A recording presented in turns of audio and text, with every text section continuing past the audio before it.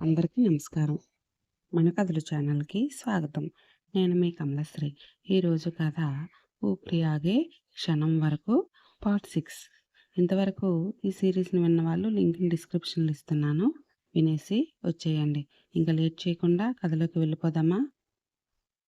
ఓ God! మీటింగ్‌లో ఉండి time చూసుకోలేదు.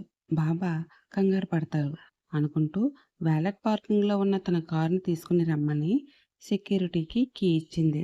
కారు రాగానే లోపలికి వెళ్ళి కూర్చొని ముందుకు పోనిచ్చింది. కారు కాస్త దూరం వెళ్ళేసరికి బాబా నుంచి ఫోన్. లేట్ అయ్యింది. ఇంకా ఇంటికి వెళ్ళలేదట. ఎంతసేపు పనేనా? మరో ధ్యాస లేదా అంటూ మందలింపు. వెళ్తున్నా బాబా. ఇంకో హాఫ్ అన్ అవర్‌లో ఇంటికి రీచ్ అవుతాను అని కాల్ కట్ చేసి రోడ్డుపై దృష్టి సారించింది. అలా కాస్త దూరం వెళ్ళి ఓ మలుపు తిరిగేసరికి రోడ్డుపై రాళ్ళు అడ్డంగా ఉన్నాయి. అది కాస్త లూప్ లైన్. అందున రాత్రి కావడంతో అంతగా రద్దీ లేదు రోడ్డుపై. రోడ్డుపై రాళ్ళేంటి అనుకుంటూ కారు ఆపి బయటికి వచ్చి చుట్టూ చూసింది. ఎవరైనా ఉంటే వాళ్ళతో ఆ రాళ్ళు తీయిద్దామని. కానీ కనుచూపు మేరలో ఎవ్వరూ కనిపించలేదు. షిట్! ఇప్పటికే ఆలస్యమైంది అనుకుంటే మధ్యలో ఇవేంటి అనుకుంటూ ఆ రాళ్ళు తీయడానికి వెళ్ళింది. నెమ్మదిగా 2 రాళ్ళు తీసి రోడ్డు పక్కకు పడేసింది. మూడో రాయి తీద్దామని చూసేలేపు వినబడింది ఓ వాయిస్. ఏం పాపా, మేమేమైనా హెల్ప్ చేయాలా అంటూ. తల పైకెత్తి చూసింది. ఓ నలుగురు వ్యక్తులు నిలబడి ఉన్నారు. యా, కాస్త ఈ రాక్స్ తీసేస్తే నేను వెళ్ళిపోతాను అంది మైరా. తీసేస్తాం. ముందు మా పని అవ్వని. ఆ తర్వాత ఈ రాళ్ళు తీసేస్తాం. రేయ్! వెళ్ళి మేడం గారిని చంపేసి పని పూర్తి చేయండ్రా అన్నాడు వాళ్ళ లీడర్. అతని నుంచి ఆర్డర్ రావడమే తరువాయి. వాళ్ళు మైరా వైపు వస్తున్నారు. ఏ mister, what are you talking? సీరియస్‌గా అంది మైరా. అబ్బో! ఇంగ్లీష్ పీసు మాకర్థం కాదు గానీ మేడం, మేం మిమ్మల్ని చంపడానికి వచ్చామంట.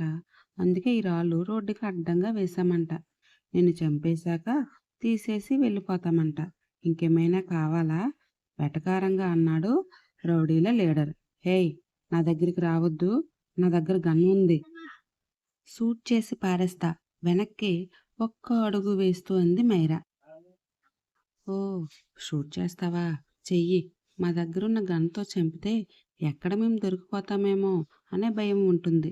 అదే నీ దగ్గర ఉన్న గన్‌తోనే నిన్ను చంపితే మేము దొరికే ఛాన్స్ కూడా ఉండదు అన్నాడు లీడర్ నవ్వుతూ. మైరా వెనక్కి వెళ్తూనే ఎప్పుడూ డ్రైవింగ్ సీట్ ముందు ఉన్న ఛాంబర్‌లో ఉన్న గన్ను తీసి వాళ్ళ వైపు ఎయిమ్ చేసి, రేయ్! మర్యాదగా నా దారికి అడ్డు తప్పుకోండి. లేదంటే కాల్చి పారేస్తా. మైరా, మైరా ఇక్కడ. కాస్తైనా జాలి, దయ లేనే లేవు నాకు. లేడీ మాన్‌స్టర్‌ని నేను అంది కోపంగా. ఏంటి? చంపేస్తావా? నిజమే. అరే! అది చంపేస్తుందంట్రా. వెళ్ళి చచ్చిపోండి. కానీ అంతకంటే ముందు దాన్ని చంపేయండి అన్నాడు లీడర్. రౌడీలు వెటకారంగా నవ్వుతూ ఆమె వైపు వెళ్ళసాగారు. దాంతో ఆమె ఒకడి కాలిపై గురి చూసి షూట్ చేసింది. దాంతో వాడు అమ్మా అని కాలు పట్టుకొని, అన్నా, ఇది పెద్ద సాడిస్ట్‌లా ఉంది. వెంటనే వేసేద్దామంటే నువ్వేమో కాసేపు ఆగి వేద్దామన్నాము. ఇదేమో గన్‌తో కాల్చేస్తుంది అన్నాడు వాడు. కాసేపు పిల్లతో సరదాగా గేమ్ ఆడి చంపేద్దాం అనుకున్నా. కానీ ఇది దానికి సహకరించడం లేదు. వెళ్ళి ఒక్క వేటుకి తన తల, ముండం వేరు చేయండ్రా. అసలిక్కడ ఓ మర్డర్ జరిగిందన్న ఆనవాళ్ళే ఎవరికీ తెలియకుండా చేసేద్దాం తర్వాత అని లీడర్ ఆజ్ఞాపించడంతో వాళ్ళు తమ వీపు వెనకాల షర్ట్‌లో ఉన్న కత్తుల్ని బయటకు తీసి ఆమె వైపుగా రాసాగారు. రేయ్! మర్యాదగా వెళ్ళిపోండి. నేను మంచిదాన్ని కాదు.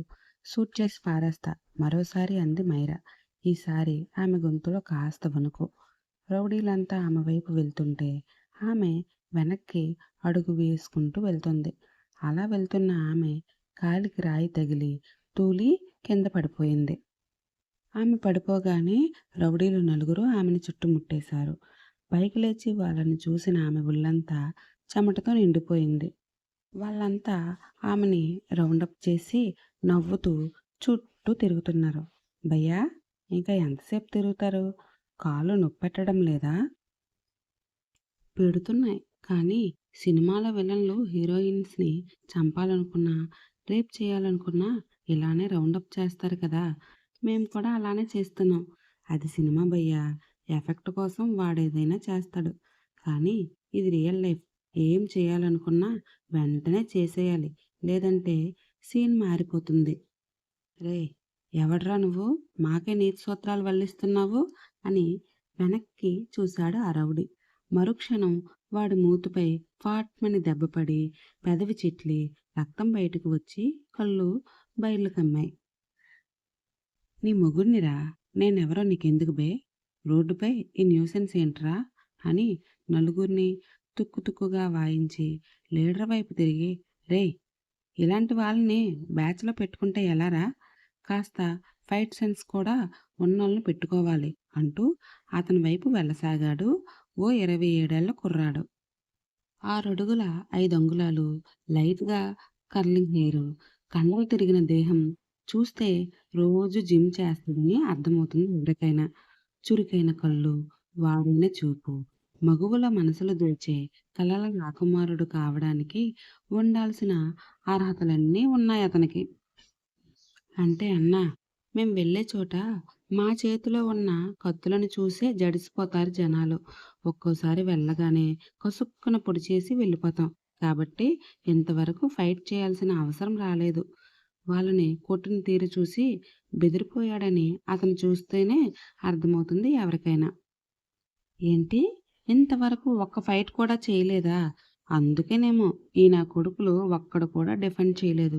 కొడుతుంటే కనీసం ఎలా దెబ్బ తగలకుండా చూసుకోవాలో కూడా తెలియకపోతే ఎలారా? నేనింతవరకు చూసిన రౌడీ బ్యాచ్‌లలో మీదేరా వరస్ట్ బ్యాచ్. ఇలా ఉంటే మీరు రౌడీల్లా ఎలా ఎదుగుతార్రా? అంటూ అతనికి దగ్గరగా వెళ్ళిపోయాడు. అన్నా!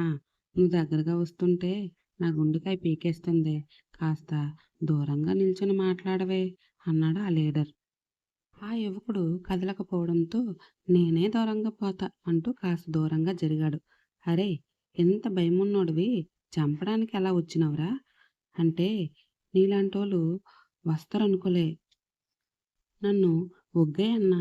పెళ్ళాం బిడ్డలున్నోడిని అని లీడర్ వేడుకునేసరికి అతన్ని ఏమి చేయకుండా వదిలేశాడు. అతను వెళ్ళిపోయాక తల తిప్పి చూసిన యువకుడికి మైరా కనపడలేదు. వాళ్ళని అతను కొడుతున్నప్పుడే అక్కడి నుంచి వెళ్ళిపోయింది.